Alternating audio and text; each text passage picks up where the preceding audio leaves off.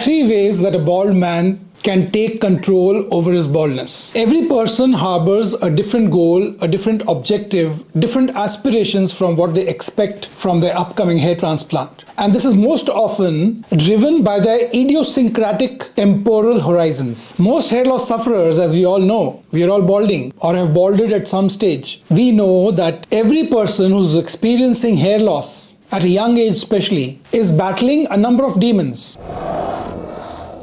He's trying to quell to the best of his ability, with the best support available, the numerous phantoms of lingering doubts, suspicion, procrastination before taking a decision, anxiety, and the fear of the unknown. Now, how did today's patient fight his hair loss? Which options of the three options did he take? Which path did he tread for his medical and surgical hair restoration? Let's find out. When a patient is young, his baldness is progressive, his donor area is not very encouraging, it is best to wait for 6 months, prepare the donor area with medications, and then go for a hair transplant. In so doing, you're ensuring good results, lasting results, by increasing the quality of your donor area and decreasing the bald area in your recipient zone. This is the most ideal treatment. But did this patient take this route? Let's find out. Like most other people, he was in a hurry. Youngsters are always in a hurry to get a head full of hair because they have objectives, certain commitments to meet. They are busy in their life at this moment of time. Their college exams, new semesters starting, joining a university in foreign shores. So they want a hair transplant urgently. Now this is a pitfall. The timing of a hair transplant has to be diligently decided in consultation with a doctor who specializes in hair loss and hair transplant treatments. Other people have doubts, suspicions about hair loss medications, about what advice the doctor is giving. A doctor giving advice for only 2,500 grafts, whereas the doctor in his neighborhood said he will require anywhere between 10,000 to 12,000 grafts. So there's a lot of misinformation campaigns which are going on in social media, on advertisements, on hoardings all over India and abroad. And the patient, who's very gullible because he's having severe hair loss at a young age, gets brainwashed. Brainwashed by the competition, which may always not be ethical, honest, or truthful.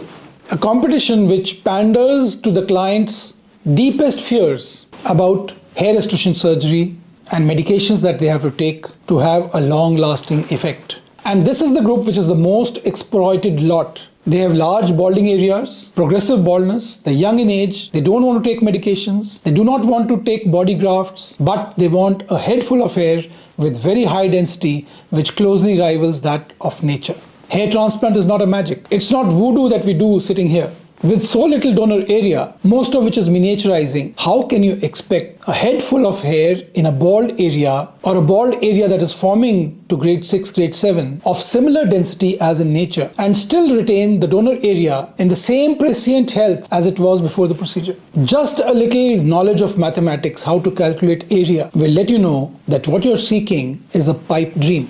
The donor area at most, in most people, in over 90% of people, will not allow more than 2,500 to 3,500 grafts at maximum. The remaining requirement has to be made up by either decreasing the area of baldness through medication or by utilizing body hair like upper neck grafts, beard grafts, and chest grafts. Now, this patient who came to me was in a hurry. We used 3,500 scalp grafts for a modest coverage over the hairline, temple points, and part of the crown area. It is obvious that if we had complemented scalp hair with body hair taken from the shadow area of the jawline, the result would have been far more dense. And this would have been far denser if the patient followed up on medication after the hair transplant. But the hair transplant doctor is not the final arbiter. He can only advise, he can only tell what is in his hands, what he can deliver and what he cannot. It is the patient who has to choose one of the three options that we are discussing today. So watch this patient's result with 3,500 scalp grafts and then we'll get back to the third option.